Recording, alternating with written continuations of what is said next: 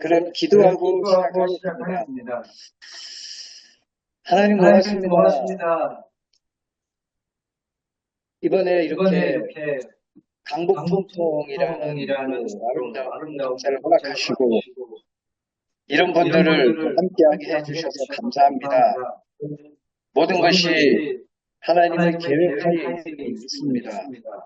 그러하기에 너희들끼리 화목하게 또 하나님을 잘 하나님의 그대로 나누고 또 좋은 추억을 만들려고 주신 하나님의 계획이심을 믿고 현장이나 군이나 함께하는 우리 모든 분들 진짜 제대로 화목을 이루게 하여 주시고 하나님 잘 알아가는 귀한 시간이 되게 해 주시옵소서. 아멘. 성경에서 말씀하셨듯이 하나님을 우리가 알아가는 저희가 할 수 있는 부분이 아니라 성령께서 도와주셔야 가능한 것입니다. 성령님 역사하여 주셔서 오늘부터 하나님을 제대로 알아가는 복된 시간이 되게 해 주시옵소서. 예수님 이름으로 기도합니다. 아멘. 자, 한번 달려가 보겠습니다. 예수를 잘 알기 위해서 그리고 신약을 잘 알기 위해서 일단 구약이 잘 베이스가 되어야 하기 때문에 오늘 구약을 먼저 좀 보도록 목사님. 네. 하우링이 심해요. 하우링이 심해요? 네, 소리 울림 때문에 잘 전달이 안 돼. 모든 분들이 음소거를 해주셔야 돼요. 오늘은 구약의 구조, 이 표를 가지고 구약을 좀 정리를 해드리려고 합니다.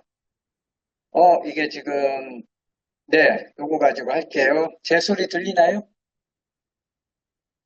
그 안에 들려요? 집사님? 네.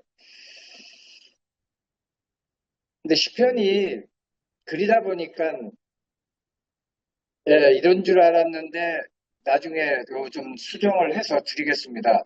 시편이 왜냐하면은, 출애굽과 광야 시대부터 포로 시대까지가 시편인데, 저는 다윗왕국 시대까지밖에 그리지를 않았어요. 그래서 요거는 다시 수정해서 나중에 올려드리도록 그렇게 하겠습니다. 자, 우선 구약을 한번 보겠습니다. 여러분, 구약은 몇 권인가요? 39권이죠. 그리고 구약은 역사서 17권, 시가서, 시와 노래로 된 성경 5권, 그리고 예언서도 17권. 우리가 구분하기 좋게끔 하나님 만들어 놓으셨어요. 역사서 17권, 시가서 5권, 예언서 17권. 이렇게 해서 토탈 39권이 되겠습니다. 자, 구약을 편의상 시대로 한번 나눠봤습니다. 맨 밑에부터 한번 보시죠. 창조시대 한번 읽어볼까요? 창조시대, 족장시대, 출애굽과 광야시대, 정복시대, 사사시대, 다니엘왕국시대, 분열왕국시대, 포로시대, 포로귀환시대, 신구약 중간시대 이렇게 10시대로 나눠봤습니다. 창조시대에는 창세기 1장부터 11장까지가 창조시대의 내용에 해당하고 족장시대는 창조시대는 창조, 타락, 홍수, 바벨탑이라는 4가지 사건이 창세기 1장부터 11장까지 있는데 요걸 창조시대에 넣었습니다. 그리고 족장시대는 4명의 족장이 있죠. 기억하시나요? 아브라함, 이삭, 야곱, 요셉을 4명의 족장이라고 합니다. 그래서 이 아브라함과 이삭과 야곱과 요셉 중심으로 이야기가 펼쳐지는 것이 족장시대.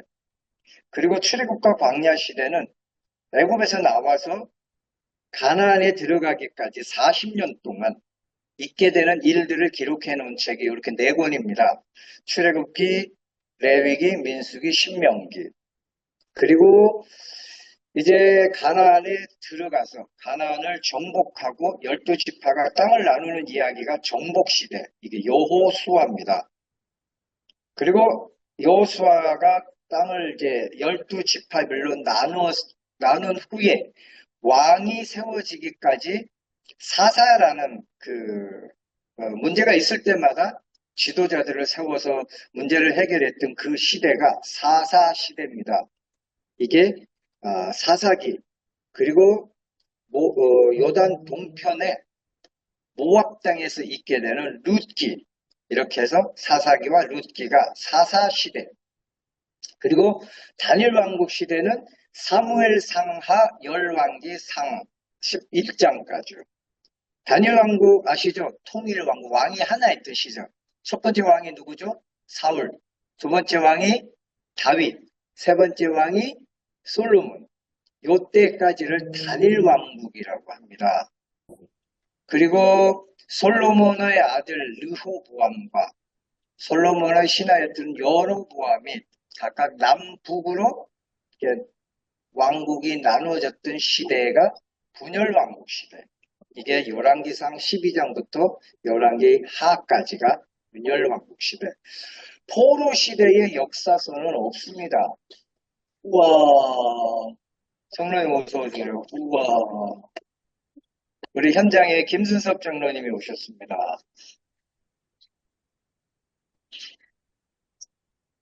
네. 잠시 쉬었다 가겠습니다. 김순섭 장로님이 오셨고, 여기 앞에 계신 두 분은 세지기, 35기. 세지기의 그 전통을 깨뜨리고 이번에 음악부에 또 배속이 된 두 분입니다. 그래서 오늘 아마 저녁을 먹고 커피를 이분들이 사야 되지 않을까.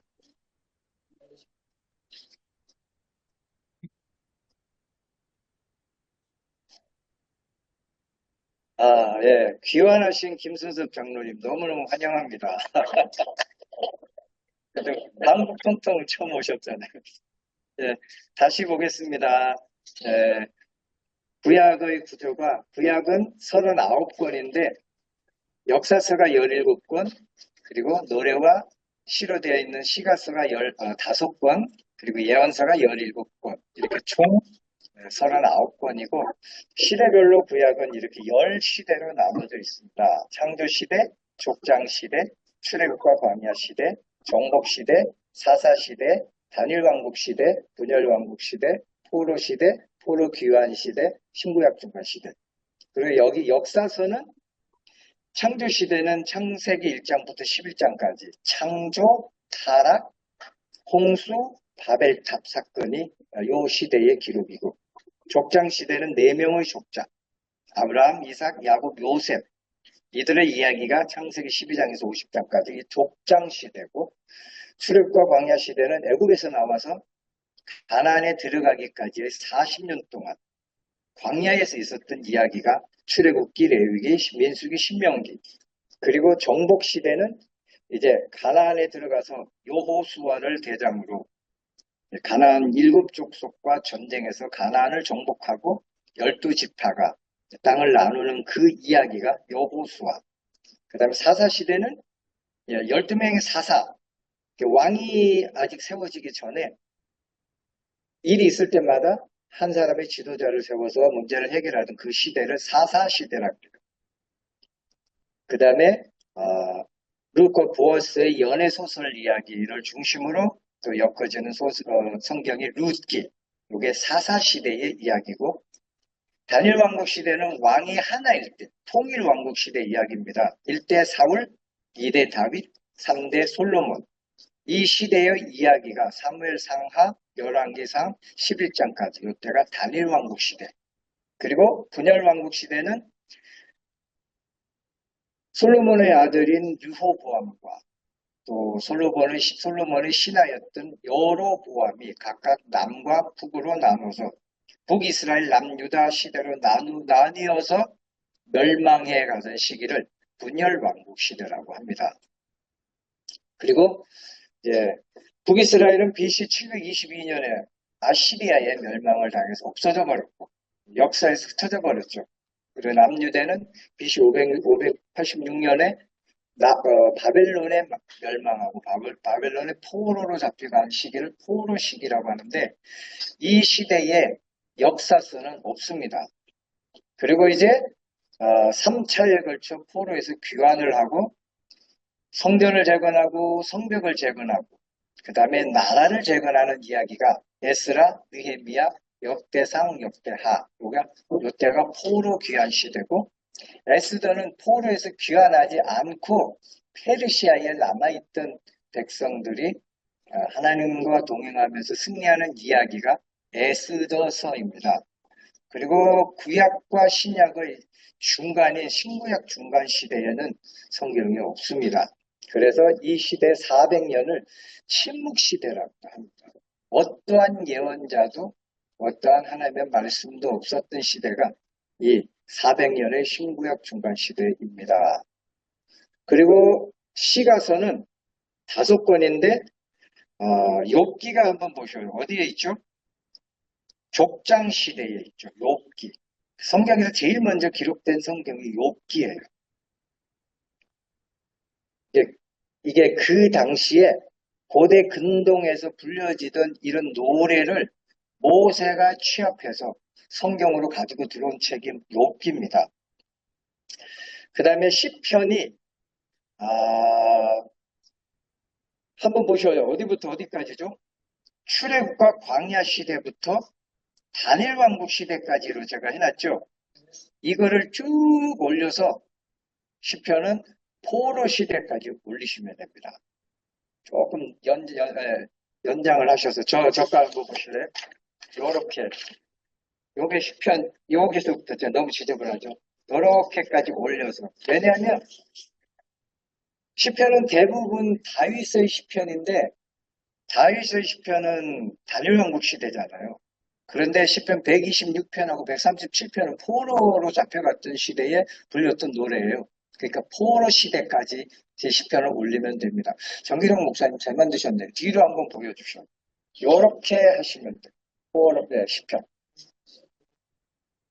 나중에 제가 조진흥 지기님에게 다시 그려달라고 해서 새로운 걸 보여드리겠습니다. 그래서 시편은 이렇게 길게 형성이 되어 있어요. 출애굽과 광야 시대에는 시편 90편이 모세의 시편이고 그 다음에 126편, 137편은 포로 시기의 이야기이기 때문에 출애굽과 광야 시기부터 포로 시대까지 쭉 이어왔습니다. 요거 이해 가시나요? 그리고 아가, 잠언, 전도서는 어디에 붙어 있죠? 다니엘 왕국 시대. 저자가 솔로몬이 젊었을 때 쓴 게 아가, 중년기에 썼던 것이 잠언, 인생 다 살아보고 노년기에 썼던 것이 전도서입니다. 그래서 다니엘 왕국 시대에 솔로몬이 쓴 성경이라서 여기 이렇게 세 권이 다니엘 왕국 시대. 이렇게 해서 시가서가 5권입니다. 욥기, 시편, 아가, 잠언, 전도서. 그리고 예언서로 넘어갑니다. 예언서는 12권이 어디에 있느냐 하면 분열 왕국 시대에 있어요. 얘들아 그렇게 살면은 죽는다. 그러니 언약 안으로 들어와라. 그러니까 망하기 전에 호세야, 아모스, 요나, 이사야, 예레미야, 애가,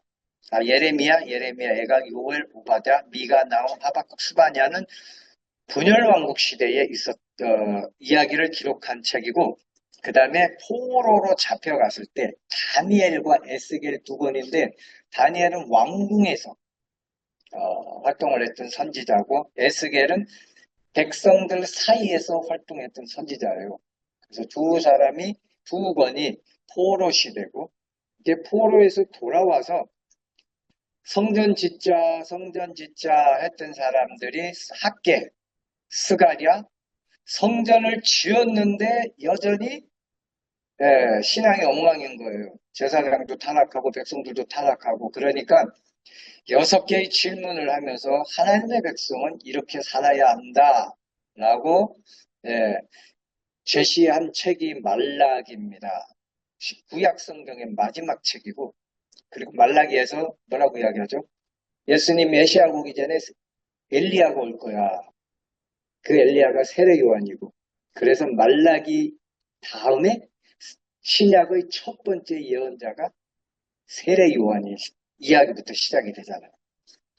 이게 구약의 구조입니다. 눈에 들어오시나요? 구약? 네, 그럼 이제 또 원독자 관점으로 조금 더 상세하게 들어가 보려고 합니다. 졸리시면 기지개를 펴시고, 구약은 몇 개 시대로 나눠봤죠? 10개 시대. 그리고 주제별로는 역사서, 시가서, 예언서. 역사서는 17권, 시가서는 5권, 예언서는 17권입니다. 자, 여기서 제가 질문을 하나 드리겠습니다. 하나님은 변덕이 없으세요. 자, 성경을 기록하신 이유가 뭘까요? 오늘 제가 우리 윤성호 집사님 보고 화면 공유를 또 다른 파일로 하자고 했는데 요거는 오늘은 안 보고 다음 주에 볼게요. 성경을 기록한 목적은 출애굽기 33장 11절에 나옵니다. 하나님이 모세와 친구와 대면하여 이야기하듯이 말씀하셨다라는 그게 모든 성경의 핵심이에요. 왜 그게 핵심인지는 제가 또 매누라 구조로 다음 주에 설명을 해드릴 거고, 자, 그러면은 또 하나 질문을 하겠습니다. 하나님이 천지를 만드신 이유가 뭘까요? 성경을 쓰신 이유가 모세와 친구처럼 지냈던 것처럼 우리와 친밀하게 지내기 위함이라면 천지 만물을 만드신 이유는 천지 만물과 친밀하게 지내기 위해서 만드셨고, 인간을 창조하신 이유는 뭘까요? 1. 인간과 친밀하게 지내기 위해서. 2. 인간과 서먹서먹하게 지내기 위해서. 뭘까요? 1번입니다. 인간과 친밀하게 지내기 위해서. 자, 교회를 왜 만드셨을까요? 1. 인간과 친밀하게 지내기 위해서. 2. 담임 목사를 잘 섬기기 위해서. 정답은 2번이 아닙니다. 1번입니다. 우리 강북통통을 하나님 왜 하게 하셨을까요? 1. 하나님과 친밀함을 누리기 위해서. 2. 김수석 장로님과 친밀하게 지내기 위해서. 두 개 다 맞습니다. 모든 목적은요, 두 개예요. 너희끼리 잘 지내라, 하나님과 잘 지내라. 그래서 예수님의 세 계명은 뭔가요? 온 몸과 마음과 뜻과 정성을 다하여 하나님을 사랑하고 또 내 이웃을 내 몸과 같이 사랑하는, 이게 성경을 주신 목적입니다. 자, 그럼 우리가 하나님은 인격적이다라고 말씀을 하잖아요. 대체 왜 뭘 보고 인격적이라고 할까요?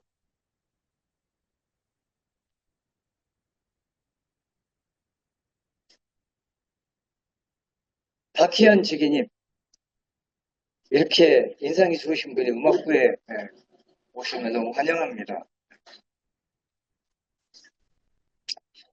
인격적으로 대한다, 하는 것이 뭘까요? 일단요, 하나님은 철저하게 우리 입장으로 오셔요. 축복이라는 게 브라카잖아요. 영적인 복. 브라카. 그리고 헤세드라는 이야기도 있죠. 이게 어떤 의미냐면 무릎을 꿇고 우리와 눈높이를 맞추다라는 의미가 있어요. 저 하늘에 계신 그 위대한 하나님이 모든 것을 어떻게 한다고?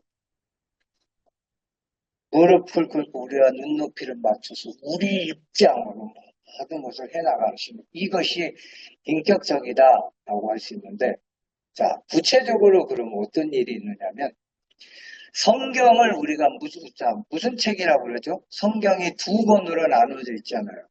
그래서 뭐와 뭐로 나눠져 있죠? 구약과 신약. 구약은 뭘 말하는 거죠? 옛날 언약, 옛날 계약. 그자, 신약은 새로운 언약, 새로운 계약. 언약이라고 하면 우리가 받아들이기가 조금 어려워요. 뭐가 언약이지? 계약이라고 하면 좀 더 쉬울 거예요. 그렇죠? 옛날 계약, 새로운 계약. 그러니까 구약은 하나님과 인간이 맺은 옛날 계약이고, 신약은 하나님과 인간이 맺은 오늘날의 새로운 계약입니다. 자, 그럼 계약이 뭘까요? 제가 하나님은 우리의 눈높이로 오셨다 그랬죠. 성경이 쓰여질 당시에 고대 근동엔 주로 뭘 하고 살았죠, 사람들이? 유목민이었잖아요. 양을 치고 사는 사람들이고, 유목민들은 정착해서 있는 것이 아니라 옮겨 다니죠. 옮겨 다니다 보면 누구를 만나도 또 다른 유목민을 만나는 거예요. 그럼 유목민을 만나면 어떻게 할까요? 치고받고 싸워서 이기든지 얘를 죽이든지 아니면 계약을 맺는 거예요. 그래서 싸우면 내가 죽을 수도 있잖아. 그러니까 뭘 하느냐면 우리 싸우지 말고 친구하자. 친하게 지내자. 근데 계약을 맺는 게 어떻게 맺느냐? 유목민이니까 야, 양 한 마리씩 잡아라.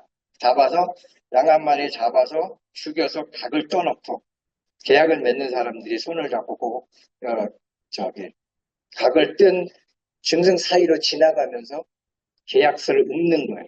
계약서를 읊으면서 요거 계약을 지키면 너도 나도 친구가 되고 계약을 어기면 요 짐승이 쪼개져 죽는 거야. 이게 고대 계약서입니다. 이해 가시나요? 이들이 맺는 계약서가 우리 모세 오경이 그들이 맺은 계약서 형식으로 기록이 돼 있어요. 또 다른 말로는 뭐냐면 하나님이 우리 입장에 와서 우리와 같자 보셔요. 고대에 여기 모세 오경을 처음 받았던 원독자들이 유목민들인 이스라엘 백성들이잖아요. 그들이 살아가기 위해서는 또 다른 유목민하고 계약을 맺어야 되고 계약을 통해서 친구가 되어야지 살아갈 수 있는 것처럼 하나님이 우리에게 오셔서 이야기하는 방식이 그와 똑같다라고. 계약서를 작성하는 사람의, 자, 요거 보셔요. 우리 사업하시잖아요, 장로님들. 사업하시면 계약을 맺는 게 이거예요, 요거예요. 동등이에요? 동등하잖아요. 그러니까 하나님이 그 위대하신 하나님 우리와 동등한 관점으로 계약을 맺으시고 계약대로 가시는 거예요. 이게 하나님이 일하는 방식이에요. 그래서 자, 모든 성경의 중심은 모세오경이고 모세오경이고 그럼 그 다음에 쭉 그 가나안에 들어가서 역사서는 뭐냐면 하나님과 맺은 계약대로 이스라엘 백성들이 살아가는 이야기예요. 어려우세요? 계약대로 살아가는 이야기예요. 자, 그런데 이스라엘 백성들이 하나님과 계약을 지켰을까요? 못 지켰을까요? 못 지켰죠.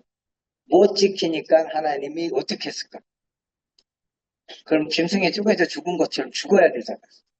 그럼 죽으면 하나님 본래 인간을 왜 만드셨다고 그랬죠? 친구처럼 친밀하게 지내기 위해서 만드셨는데 계약을 못 지키면 죽어버리면 친밀하게 못 지내잖아요. 그러니까 하나님은 뭘 하셨을까요? 한번 따라갈까요? 언약의 갱신. 갱신을 하는 거예요. 갱신. 이 갱신이 뭐냐면 성전에서 계약을 어긴 인간 대신 누구를 대신 죽이는 거? 짐승을 대신 죽이는 거. 그래서 짐승이 죽고 사람은 사는 거예요. 1년에 한 번씩 대속죄율에 대제사장이 양을 잡고 들어가서 이제 인간 대신 죽이잖아요. 꼭 아시죠? 한 마리는 피를 죽여서 피를 가지고 지성소에 뿌리고 성소에 뿌리고 피로 모든 죄를 덮고 또 한 마리는 뭐하죠? 아사셀에게 광야에는 아사셀에게 보내는 이 행위가 계약을 갱신하는 행위예요. 그래서 그렇게 지나면 너는 살았다 이게 되는 거고 1년에 한 번씩 하는데 이게 가나안에 가서 700년 동안 계속 반복이 되면서 이제 제사를 지내가던 제사장도 선지자도 다 타락한 거야. 그러니까 이제 어떻게 할까요? 하나님이 참고 또 참다가 더 이상 못 참으니까 언약대로 계약대로 심판하는 재판하는 게 예언서예요.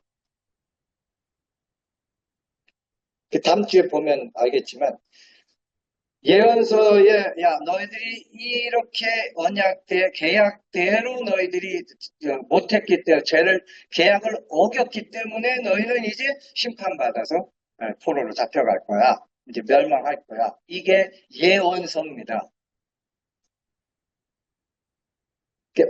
좀 한번 따라할까요? 모든 것은 언약대로. 우리는 그냥 계약으로 갈게요. 모든 것은 계약대로. 하나님은 계약대로 우리를 대하시고 계약대로 심판하시고 계약대로 포로로 잡아가신 거예요. 그게 예언서입니다. 그리고 마지막 언약의 갱신이 언약 갱신하니까 도무지 안 되는 거예요. 그러니까 하나님이 이제 한 번에 그냥 언약 갱신을 한 게 예수 그리스도가 오셔서 우리 대신 죽어주심으로 다시는 재물이 안 죽어도 우리가 살 수 있는 완전한 언약 갱신을 한 게 예수 그리스도고 이게 신약이에요. 아무튼 이것을 베이스로 삼아서 다시 구약으로 돌아갑니다.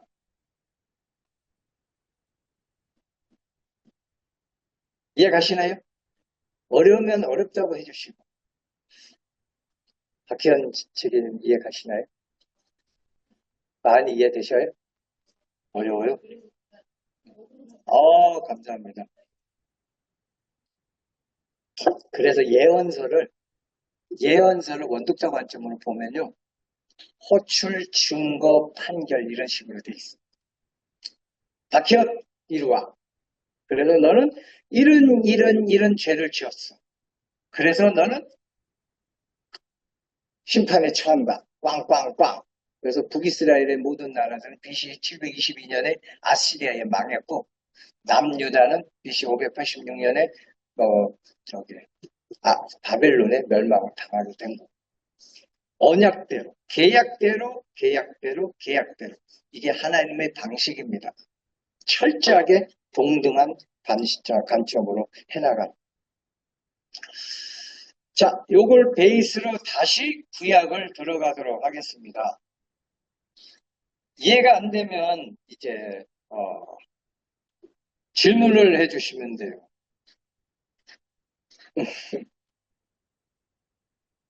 자, 한번 볼게요. 다시 제가 지금 하는 거는 원독자 관점으로 이제 성경을 들어갑니다. 왜냐하면 성경은 우리를 위해서 쓴 거는 맞잖아요.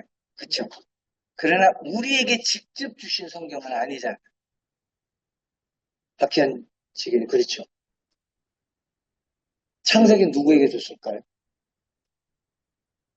누군가에게 줬을까요? 그렇죠? 그럼 그 창세기를 쓴 이유가 우리 때문에 쓰셨을까요? 그들 때문에 쓰셨을까요? 그게 아니죠. 원독자, 처음 성경을 받은 사람 있잖아요. 그들에게 뭔가 문제가 있으니까 하나님이 그들에게 편지를 써준 거죠. 그게 성경이에요. 한번 보실래요? 자, 맨 먼저 창조시대, 족장시대, 출애굽과 광야시대에 성경에 창세기, 출애굽기, 레위기, 민수기, 신명기가 있잖아요. 요것을 모세 오경이라고 하잖아요. 그죠? 창세기, 출애굽기, 레위기, 민수기, 신명기. 모세 오경은 본래 한 권이었어요. 한 권이었는데 이게 나중에 알렉산더 대왕이 그 헬라를 만들고 헬라 문화권에서 70인역이라는 이게 히브리어 성경을 헬라어로 번역하는 70인역이 나오는데 그때 모세오경이 너무 여기 분량이 많다. 5권으로 나누자 해서 나눈 게 5권인데 본래는 한 권이었습니다. 모세오경의 원독자가 누구냐면 한 번 더 제가 모세오경을 모세오경은 누가 썼을까요? 1. 모세 2. 이상준 누가 썼을까요? 모세가 썼어요. 모세가 언제? BC 1406년 정도. 그러니까 이스라엘 백성들이 애굽에서 400년의 종살이를 하고 나왔잖아요. 출애굽하고 또 몇 년을 40년을 출애굽 광야에서 생활을 하다가 훈련을 받다가 이제 마지막으로 이들이 광야를 지나면 어디로 가야 되죠? 가나안을 가기 위해서 광야 40년을 헤맸잖아요. 하나님이 가나안으로 가기 위해서 애굽에서 불러냈으니까. 근데 가나안에 들어가야 되는데 40년 동안 광야에서 훈련을 받았으면서도 이제 그 요단강만 건너면 가나안인데 가나안에 안 들어가려고 하는 거예요. 우리가 왜 들어가야 되느냐? 자, 이스라엘 백성들이 가나안에 안 들어가려고 했던 가장 큰 이유가 뭘까요? 정탐꾼을 보냈었잖아요. 그죠? 민수기에 보면. 정탐꾼을 보냈는데 가나안에 어떤 사람들이 있었죠? 네피림의 후손인 안악자손을 보았나이다. 고인들을 봤다는 거예요. 그러니까 그래서 그들 앞에 우리는 무슨 존재다? 메뚜기 같은 존재일 뿐이다. 기가 죽어서 못 가겠다. 가나안 민족이 너무 무섭다. 더군다나 거인들 때문에 무서워서 못 가겠다. 못 가겠다.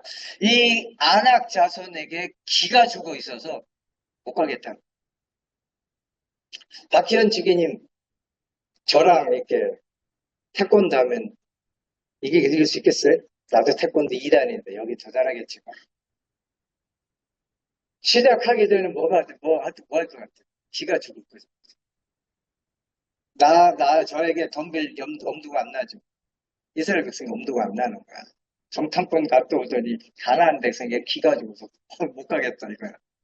그러니까 모세가 하나님이 모세를 통해서 모세 오경을 써서 가나안에 가야 될 이유를 쓰는 거예요. 그게 모세 오경입니다. 이거 이해가시죠? 성경에 이렇게 쓰여진 거예요. 그래서 자 한번 볼까요? 아까 제가 말씀드렸죠. 이들이 지금 가나안 민족 앞에 벌벌 떨고 있어요. 그러니까 하나님이 맨 처음에 뭘 하느냐면 모세오경에 족보가 많이 나오죠. 11개의 족보가 나옵니다. 족보는 그들에게는 신분증이에요. 족보를 이렇게 많이 쓴 이유가 뭐냐면 너희는 태초부터 하나님에게 선택된 민족이야. 광야에서 이게 40년 동안 헤매던 이스라엘 백성들이 가나안 사람들에게 싸워보지도 않고 기가 죽어 있는 거예요. 그러니까 모세를 통해서 모세오경을 써서 족보를 11개나 이렇게 기록한 이유가 뭐겠어요? 너희는 감당할 거야. 너희는 선택된 민족이야. 너희는 하나님의 백성이야. 너희는 노예가 아니야. 너희는 선택된 백성이야. 하나님의 백성이야. 백성이야. 제발 하나님의 백성들이 인간들에게 기가 죽어서 되겠니? 그래서 그들이 정체성을 교육하기 위해서 족보를 11개나 모세오경에 써서 너희는 하나님에게 선택된 하나님의 백성이야. 하나님의 백성이야. 하나님의 백성이야. 선택된 백성이야. 이해가시나요? 그래서 족보 이야기가 그렇게 많이 나오는 거고 그 다음에 또 하나는 얘들이 누구 때문에 가나안을 못 가겠다 그랬죠? 네. 네피림의 후손 안악자손을 보았나이다. 그러니까 모세가 뭘 기록했죠? 홍수 이야기에서 네피림도 멸절되었다라는 이야기를 쓰고 있어요. 그럼 무슨 이야기죠? 너희들이 네피림의 후손 안악자손을 봤다라는 거 허구야. 걔네들 네피림의 후손 아니야. 그냥 너희와 똑같은 인간일 뿐이야. 기죽지 마. 이 이야기를 또 쓰는 거예요. 알면은 끄떡끄떡이라고 해주시면 제가 잘 이어가겠습니다. 그리고 또 하나 있어요. 얘들이 가나안 백성을 겁먹고 있잖아요. 자, 홍수 이후에 누구만 살아남았죠? 노아와 그의 가족들만 살아남았잖아요. 그들이 홍수 이후에 나와서 포도 농사를 짓고, 안 들리나요?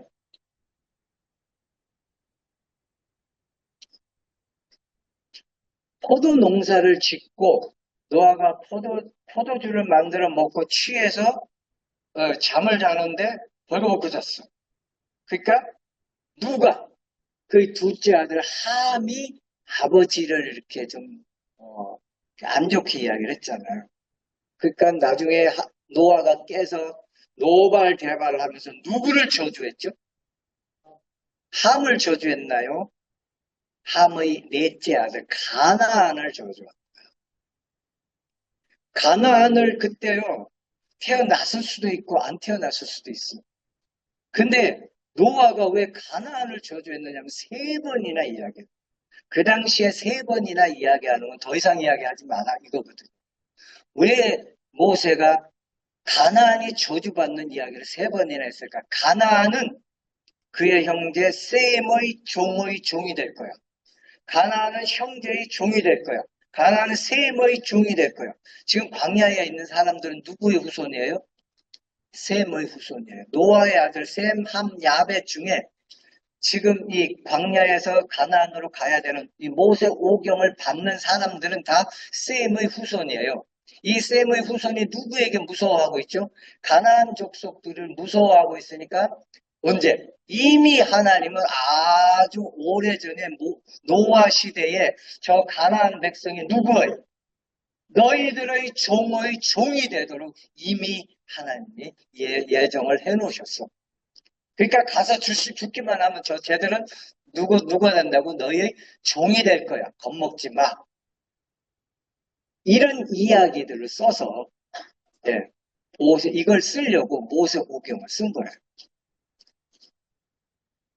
그래서 창조 이야기부터 쭉 써서 너희들은 선택받은 민족이야 하는 것을 가르쳐주고 홍수 이야기를 통하여 네피림은 이미 멸절됐어. 그리고 저 가나안 백성은 너희의 종이 되도록 이미 노아 시대에 예정이 돼 있어. 그러니까 기죽지 말고 가라. 이 이야기의 핵심이 이 모세 오경의 핵심이 이거다라는 겁니다.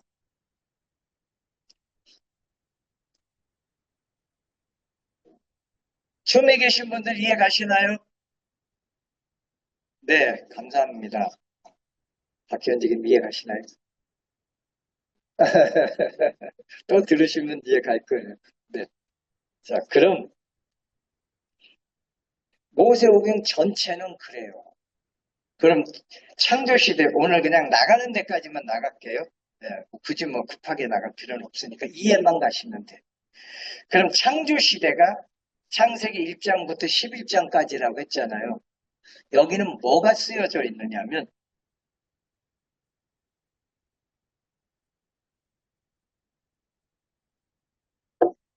그 아까 모세 오경이 쓰여진 이유를 제가 그 두 가지만 이야기했는데 세 가지를 이야기했는데 하나가 더 있는데 이게 뭐냐면 고로 자 아까 제가 뭐라 그랬죠?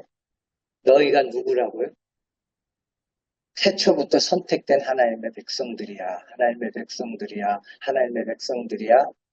그래서 그런데 우리가 가나안을 왜 가야 되나요? 라고 하는 이 이스라엘 백성들에게 고로 너희가 가나안에 가서 가나안을 정복하고 뭘 세워야 한다? 이들이 지금 누구라고요?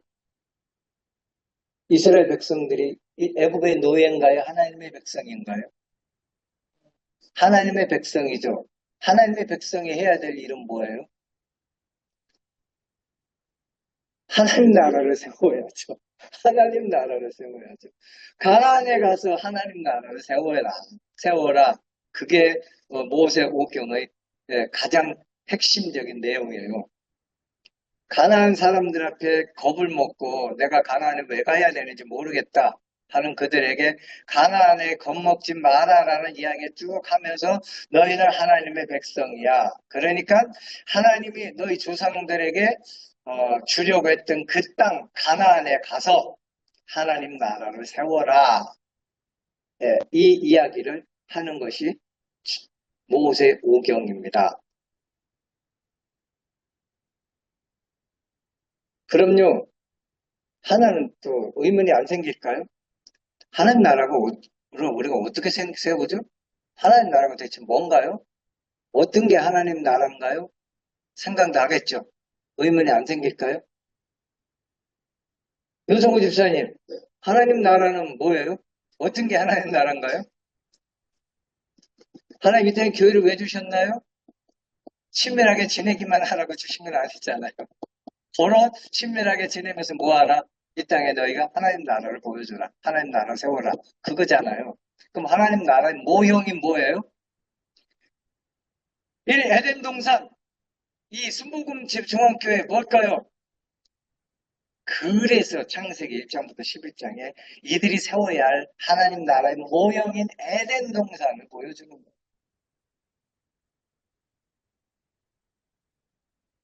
이게 하나님 나라의 모형이다. 제가 되게 강조했던 게 있는데 한번 따라해 볼까요? 임재, 통치, 이꼬르 안식. 임재 플러스 통치는 안식.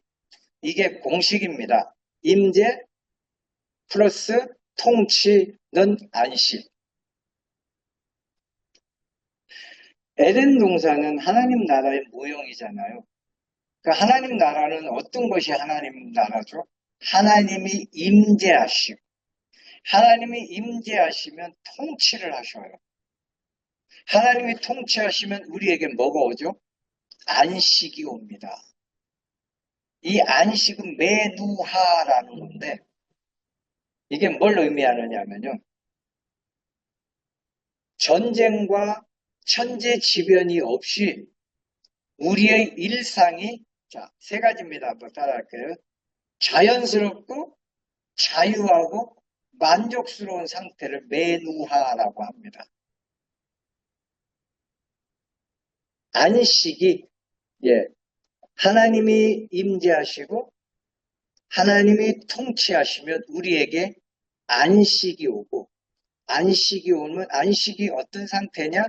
자연스럽고 자유하고 만족스러운 상태. 이게 메누하 또는 예, 안식이라는 말.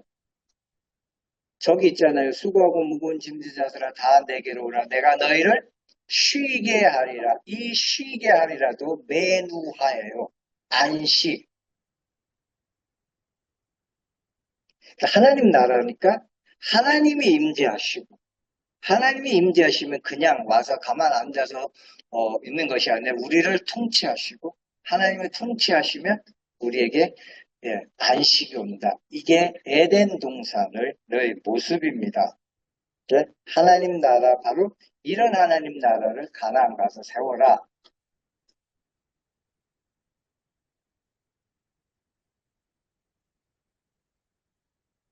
요게 창조 시대 이야기예요.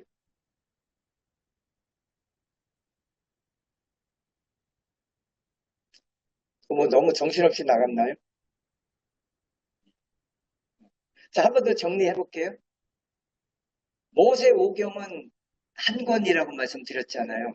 히브리어 성경에는 한 권인데, 예, 헬라 시대에 그 알렉산더 대왕이 전 세계를 헬라화 시키려고 했잖아요. 그래가지고 전 세계를 정복하고 알렉산드 이게 헬라에 네 개의 중요한 도시가 있었는데 뭐가 있었느냐면 로마, 알렉산드리아, 그 다음에 이스탄불, 그 다음에 안디옥. 그런가? 이스탄불이 아니라 에베소였다, 에베소.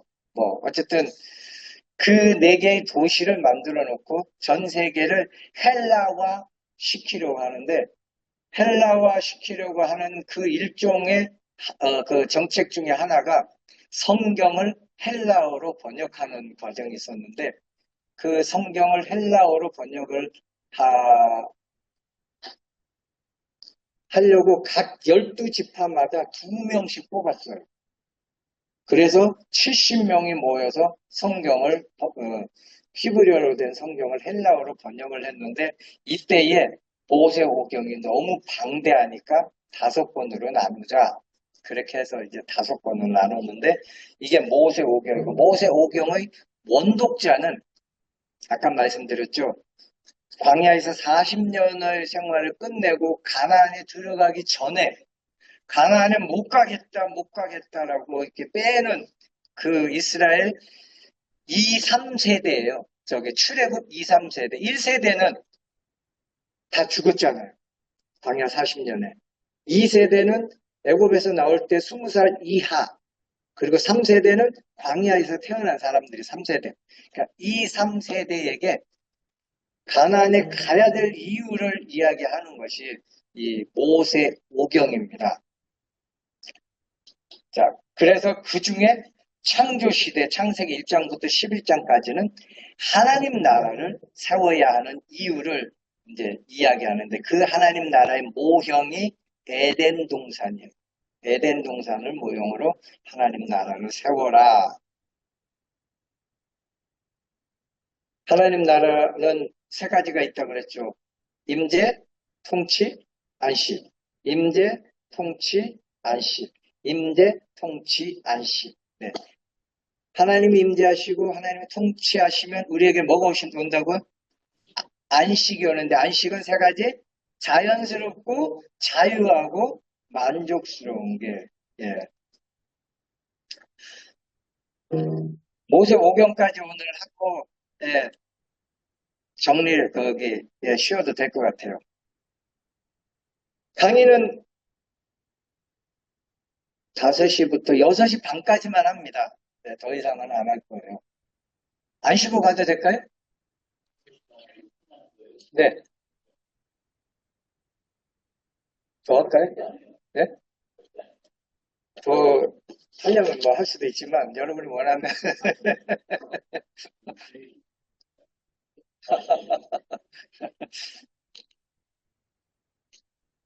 그 족장 시대가 창세기 12장부터 50장까지잖아요. 족장이 뭐가 족장이냐면 한 가족 공동체의 리더를 족장이라고 합니다. 아브라함이 나라를 이루지 않았잖아요. 그리고 그 아들 이삭도 나라를 이룬 게 아니라 가족 공동체였잖아요. 그죠? 그러니까 그 가족 공동체의 리더가 족장인데 성경에는 아브라함, 이삭, 야곱, 요셉 4명을 족장이라고 합니다.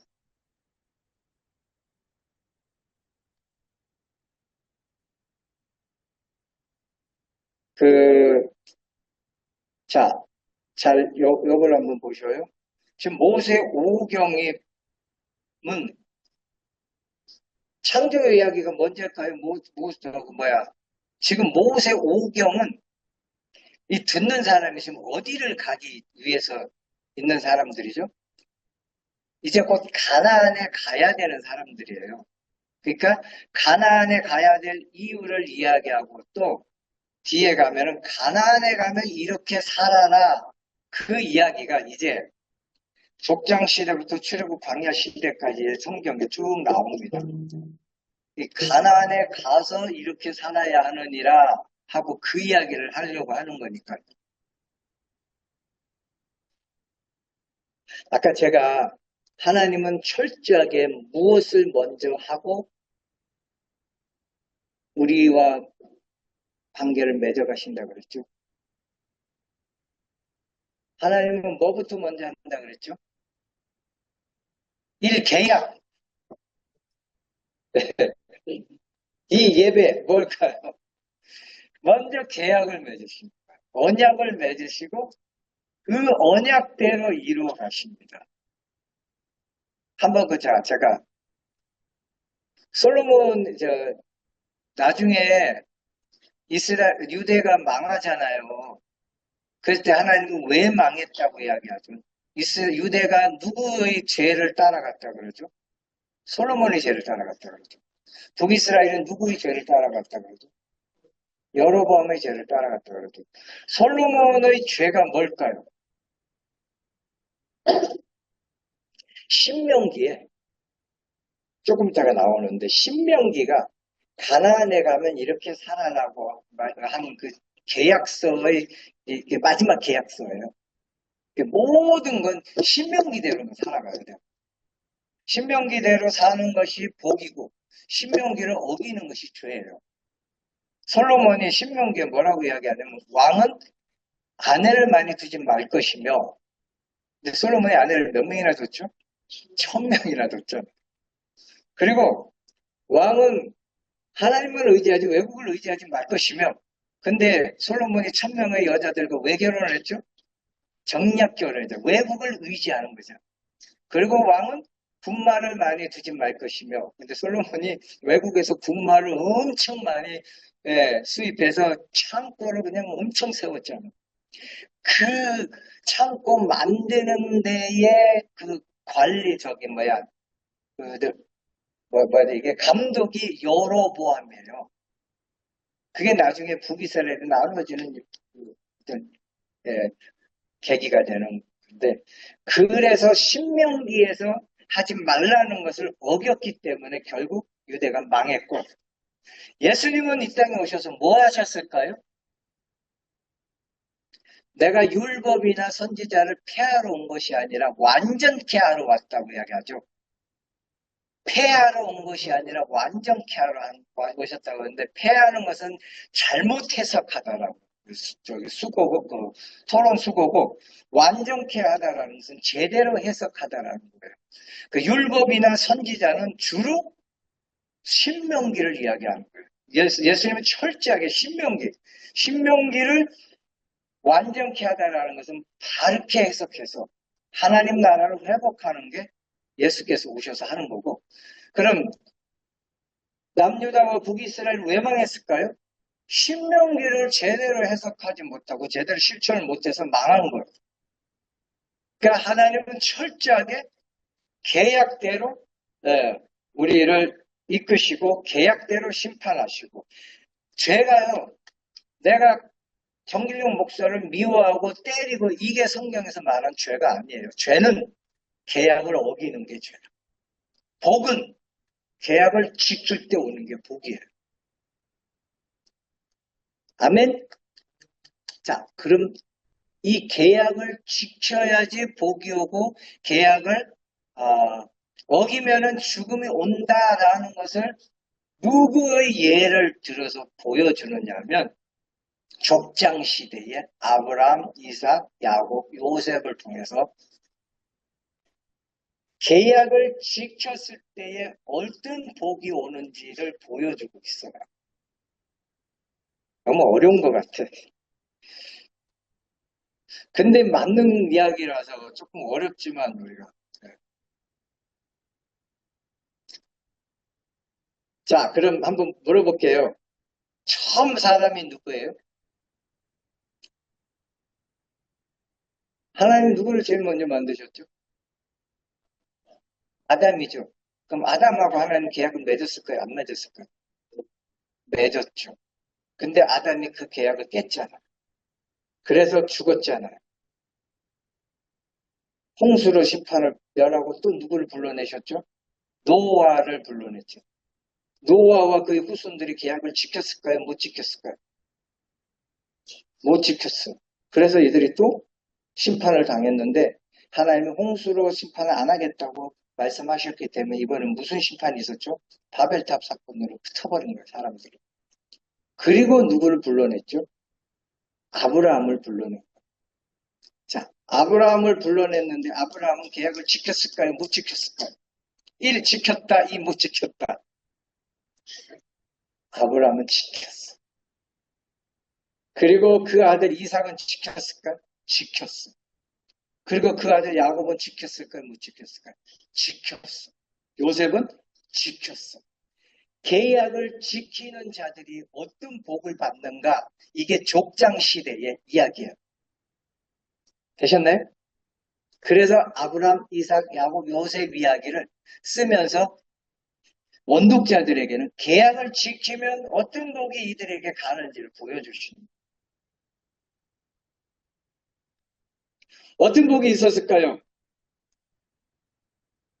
하나님이 창세기 12장에 아브라함을 불러냈어. 너의 본토 친척 아비 집을 떠나 내가 네게 지시할 땅으로 가라. 그리고는 세 가지 복을 주죠. 네가 큰 민족을 이루고 또 땅을 줄 것이고 인도와 보호를 해줄 것이고 물론 뭐 너를 저주하는 자를 내가 저주하고 축복하는 자를 축복하고 나오는데 크게 이 족장들에게 주는 복은 땅과 인도와 보호와 큰 민족이에요. 자, 지금까지 이들은 아브라함과 이삭과 야곱과 요셉을 제가 아까 뭐라고 부른다 그랬죠? 족장이라고 부른다 그랬죠. 족장은 가족 공동체의 리더예요. 근데 하나님이 아브라함과 이삭과 야곱과 요셉에게 뭘 준다 그랬죠?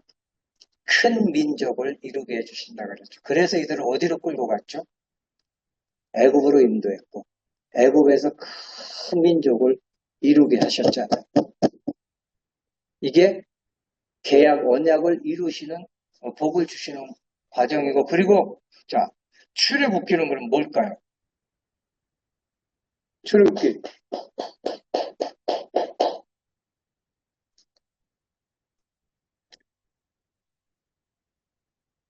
큰 민족을 이루어서 애굽에서 나왔죠. 그럼 이제 어디로 가죠? 땅으로 가잖아요. 땅으로 가는데 그 땅이 어디예요? 가나안이죠. 그럼 광야 40년은 아직 땅을 못 갔죠. 그 뭐죠? 땅을 얻기 위한 준비 과정인데 아까 그 큰 민족은 이뤘어요. 이제 뭐가 남았죠? 땅 남았고 또 인도와 보호를 어떻게 하시는가 하는 것들을 그래서 출애굽할 때 하나님이 10가지 재앙을 내려서서 애굽에서 불러내셨죠. 그리고 또 하나님 뭐 하셨어? 홍해를 가르셨고 그리고 그 광야에서 하나님이 뭐 하셨죠? 밤에는 불기둥, 낮에는 구름기둥으로 그리고 배고플 때 뭘 주셨죠? 만나와 메추라기를 주면서 이들에게 뭘 하겠죠? 인도와 보호를 어떻게 하시는지를 보여주시는 겁니다. 출애굽 과정을 통하여.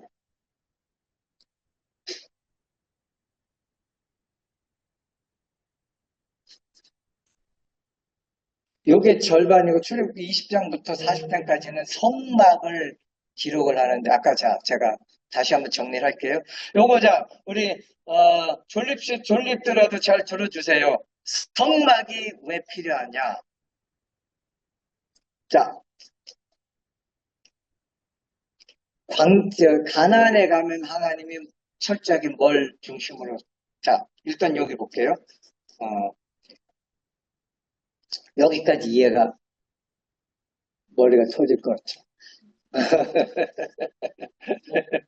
어, 자, 아까 보세요. 아브라함과 이삭과 야곱과 요셉이에게 뭘 보여줬죠? 언약을 지키면 어떤 복이 있는가를 보여줬잖아요. 그래서 너희가 가나안에 가면 뭘 하라고? 아브라함과 이삭과 요셉과 야곱처럼 언약을 지켜라. 언약을 지켜라. 지키면 인도와 큰 민족을 이루고 인도와 보호를 해주고 땅을 줄 것이다. 근데 언약을 어기면 어떻게 되죠? 죽잖아요. 짐승이 쪼개져 죽는 것처럼 죽잖아요. 죽는다 그랬죠. 실제로 이들이 언약을 어겨서 결국은 북이스라엘이 아수르에게 저기 망했잖아요. 남유다가 바벨론의 포로로 잡혀갔잖아요. 이때에 이 아스리아하고 바벨론이 이스라엘 민족에게 어떻게 대했는지 아셔요? 아까 제가 말씀드렸죠. 짐승이 쪼개져 죽는 것처럼 죽겠다 그랬죠. 그럼 그렇게 죽었을까요? 그들이 그런 심판을 받았을까요? 쪼개져 죽으면 좋았지. 어떻게 쪼개는지 알아요? 나무를 큰 장대를 2개를 이렇게 박아놓고, 이 사람을요, 이렇게 사지를 거기다 묶어놓는 거야. 그러니까 아주 면도칼 같은 예리한 거 가지고, 각을 그냥 하나로 떠서 죽이는 것이 아니라 하나씩 이렇게 떠요. 최대한 고통을 느끼면서 죽게 하려고. 얼마나 잔인하게 죽이는지. 자, 가나안에 들어가면 언약을 지키면서 살아야 한다. 그런데 가나안에 들어가면 언약을 지킬 수 있을까요? 못 지킬까요? 대답을 해주세요. 못 지킬까요? 지킬까요? 못 지키죠. 아까도 이야기했잖아요. 그래서 뭘 해서 계약을 갱신한다 그랬죠?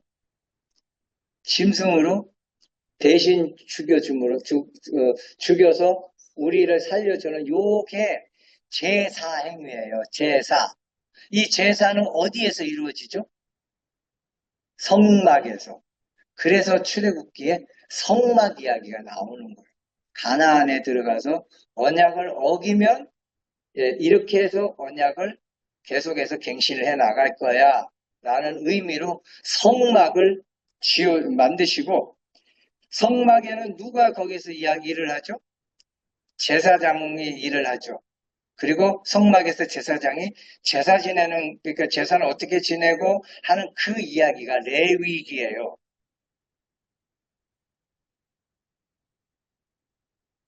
레위기에 가셨나요? 그 다음에 민수기는 뭘까요? 가나안에 들어가면 하나님이 그냥 가나안을 떠먹여 주시나요? 전쟁에서 그 가나안을 정복해야 하나요? 정복해야 되죠. 그래서 민수기는 전쟁 연습이에요.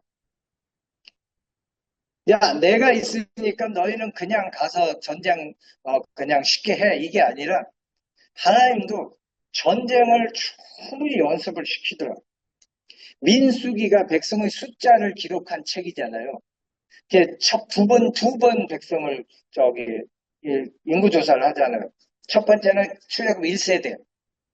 전쟁에 나갈 군인들 숫자를 파악한 거예요.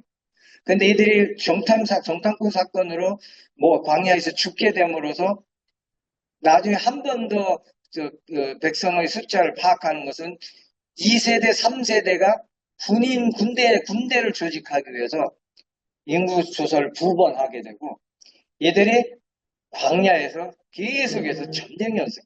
이게 민수기입니다. 이렇게까지 해서 땅을 주고 싶어 하신 하나님의 열심이에요. 신명기는 뭘까요? 드디어 다 끝났어. 인도와 보호를 했고 성막도 만들었고 전쟁 연습도 끝났어. 그럼 이제 뭘 하죠? 가나안에 가서 전쟁에서 땅만 얻으면 돼. 그러기 전에 또 계약을 맺다고. 하나님이 계약을 맺는다 그랬죠. 이거는 뭐냐면 가나안에 가면은 이렇게 살아라. 이 계약을 맺는 게 신명기예요. 실제로 신명기는 1장부터 3, 4장까지 전체가 그 당시에 맺는 계약서 형식으로 기록이 되어 있습니다. 다음 주에 보여드리면 보고 와 이게 계약서였구나 하는 것을 알 수 있어요. 계약서 형식으로. 그리고 이제부터 이스라엘 백성들은 철저하게 신명기대로 살면 복을 받고, 신명기를 어기면 벌을 받고, 신명기를 지키면 복을 받고, 요게 이스라엘 백성들의 기준이 되는 거예요. 박희연 지기님 신명기를 많이 읽어보셨나요?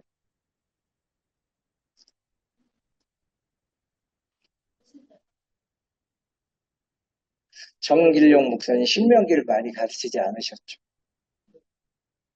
근데 이스라엘 백성들의 모든 생활 지침은 어디에 있다고요? 신명기예요. 예수님이 뭘 회복하셨다고? 신명기를 다시 제사장과 선지자들과 왕이 무너뜨려 놓은 그 신명기를 다시 제대로 해석해서 하나님 나라가 세워간 거예요.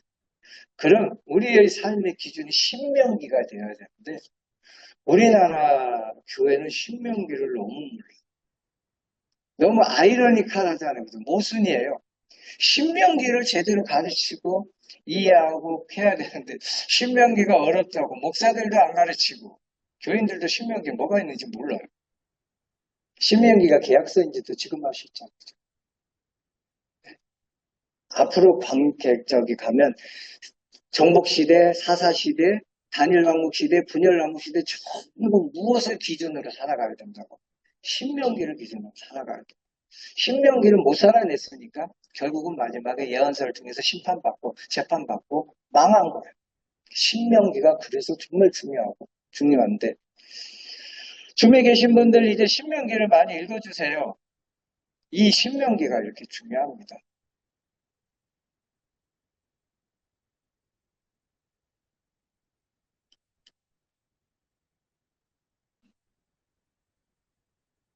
그래서 가나안에 가면 신명기를 이렇게 살아라 해서 또 계약을 맺고 그렇게 이제 가나안에 갔습니다.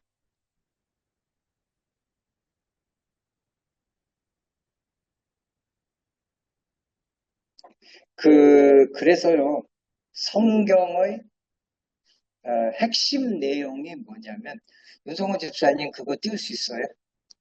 제가 두 번째 드린 파일. 네. 네, 모세 오경을 한번 띄워보시죠.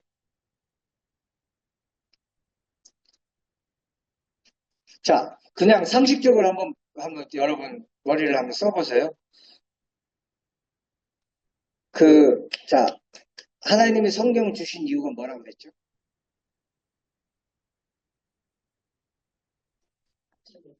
그치. 와, 되게 똑똑하게 생겼는데 되게 똑똑하시다. 하나님과 모세와 하나님 친구처럼 친밀하게 지내는 것처럼 친하게 지내는 것이, 예, 하나님의 목적이라고 그랬어요. 이 친하게 지내기 위해서 하나님 우리와 뭘 맺으셨죠? 계약을 맺으셨죠. 계약을 맺잖아요. 그죠? 계약을 지키면 친하고 계약을 어기면 친구가 못 되는 거예요. 그렇잖아요. 근데 우리는 계약을 자꾸 어기게 되잖아요. 그죠? 어기게 되면 친구가 될 수 있을까요? 없을까요? 친구가 돼야 되잖아. 그럼 뭘 해야 되죠? 계약을 갱신하고, 계약을 갱신하고, 계약을 갱신하고. 그럼 성경에서 가장 중요한 내용이 뭘까요? 1 예배, 2 계약 갱신. 그래서 한번 보실래요? 한번 넘겨보세요. 요거 보셔요. 자, 아니요. 모세오경 한번 보셔요. 저기를 한번 보셔요. 보이시죠? 줌에 계신 분들 보이시죠? 제가 뭐라고 말씀드렸죠? 성경에서 가장 핵심이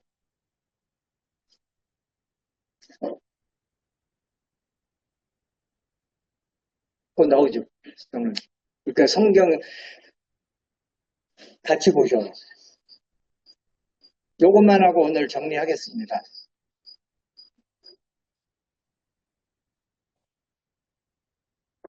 감사합니다. 자, 좀 올려주셔요. 저기 윤성희 선생님 처음부터 다시 좀 요거 맨 앞페이지부터 올려주세요. 같이 봐주세요. 자, 원약 성막으로 본 성경의 맥인데 넘겨봐 주시고, 자, 여러분, 질문을 던지겠습니다. 성막이 먼저일까요? 성경이 먼저 기록됐을까요? 성막이 먼저 세워졌을까요? 성경이 먼저 기록됐을까요? 자, 저기 한번 보셔요. 자, 모세오경이 언제 기록됐다 그랬죠? 1406년에 언제라고요? 광야 생활이 끝나고 가나안으로 들어가기 전 모압 평지에서 요때 기록이 됐어요. 성막은 언제 세워졌죠? 전에 출애굽 때 시내산에서 성막 이렇게 세워라. 그래서 출애굽기 40장의 성막이 완공이 됐잖아요. 그죠? 그리고 이 움직이는 성막이 40년 내내 어디로 다녔죠? 이스라엘 백성들 삶의 중심에 있었잖아요. 그쵸? 이때, 자, 성막이 먼저 세워졌나요? 성경이 먼저 기록됐나요? 성막이 먼저 세워졌잖아요. 자, 이 당시에 BC 1406년은 우리나라는 무슨 시대일까요?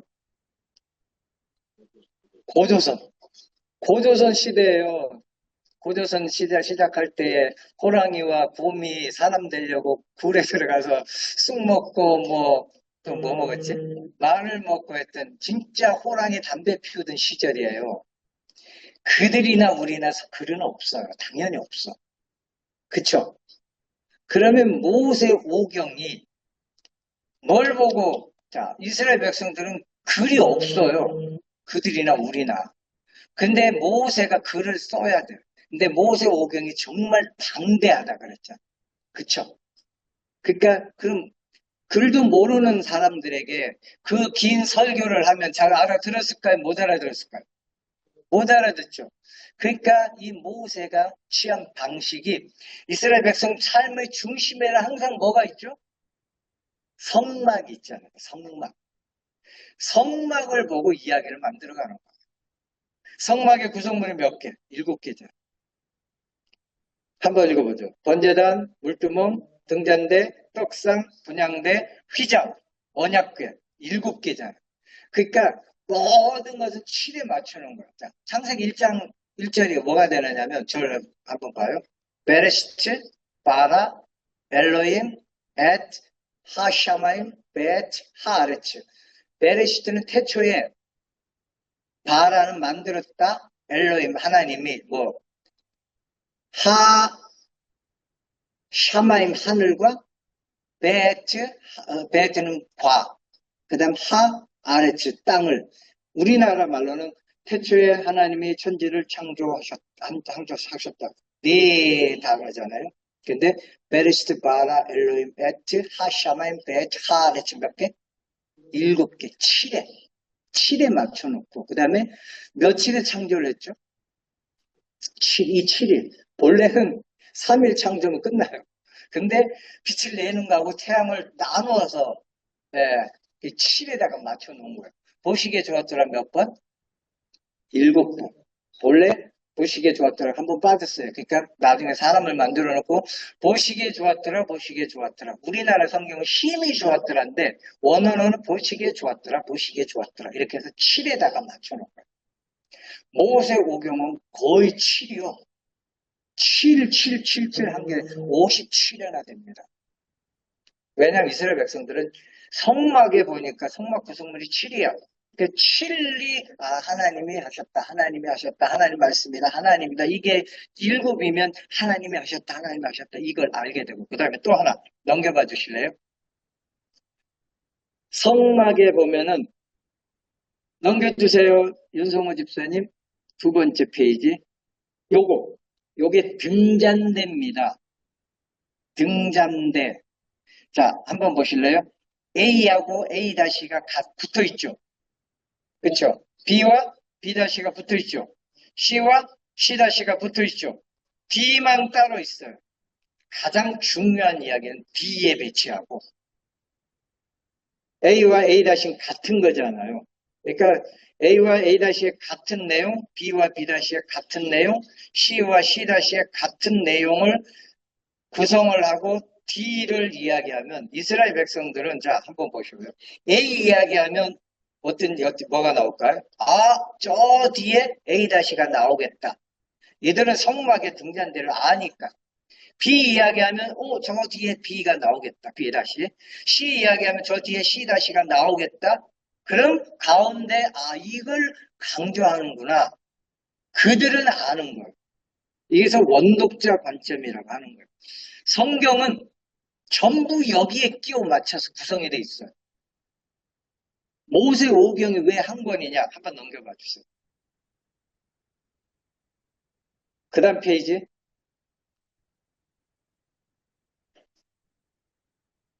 보세요. 모세 오경은 무슨 구조죠?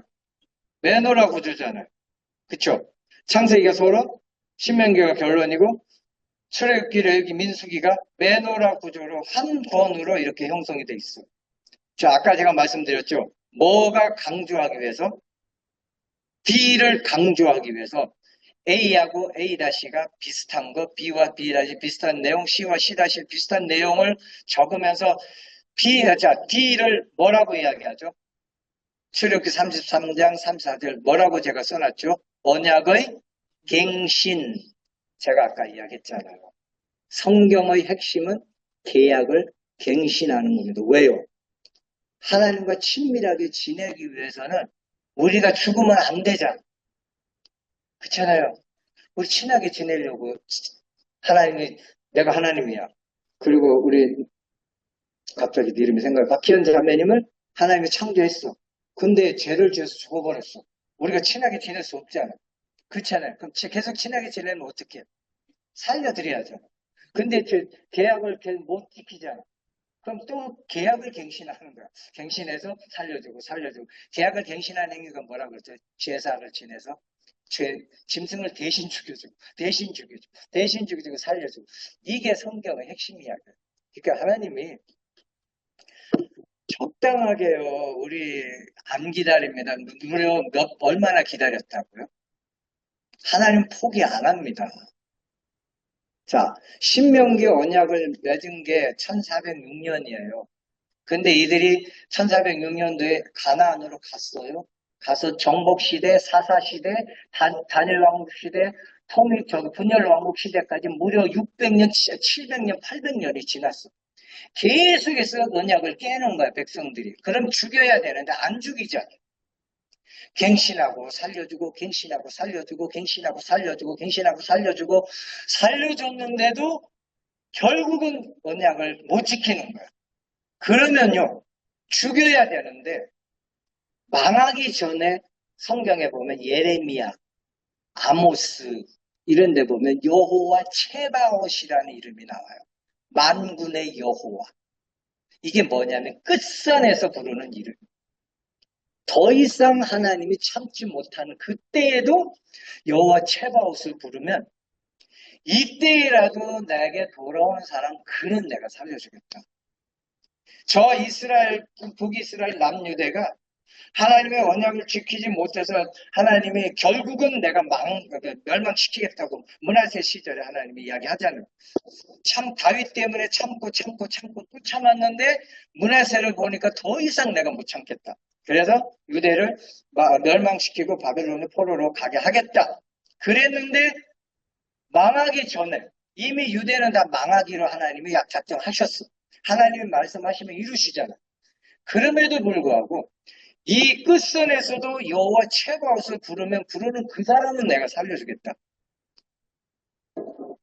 이게요, 언약을 갱신하는 하나님의 마음이 거기서 나옵니다.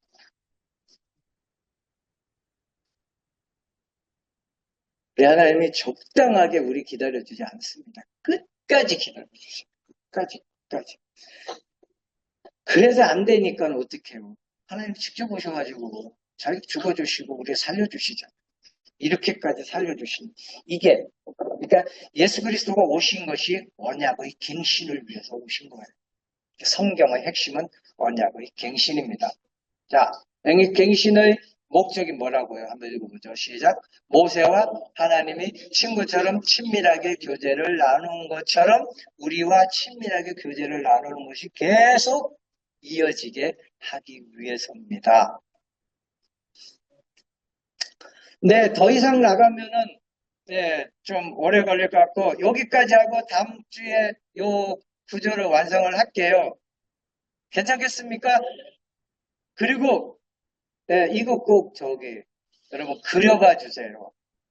다음 주 올 때까지 구약을 그려주시고 하면 네, 한눈으로 구약이 잘 보일 것이고 제가 밑에 그 세부적으로 이렇게 설명을 해드리겠습니다. 유동호 집사님 이거는 유튜브에 올려도 돼요. 네, 요번 거는 다 올려도 됩니다.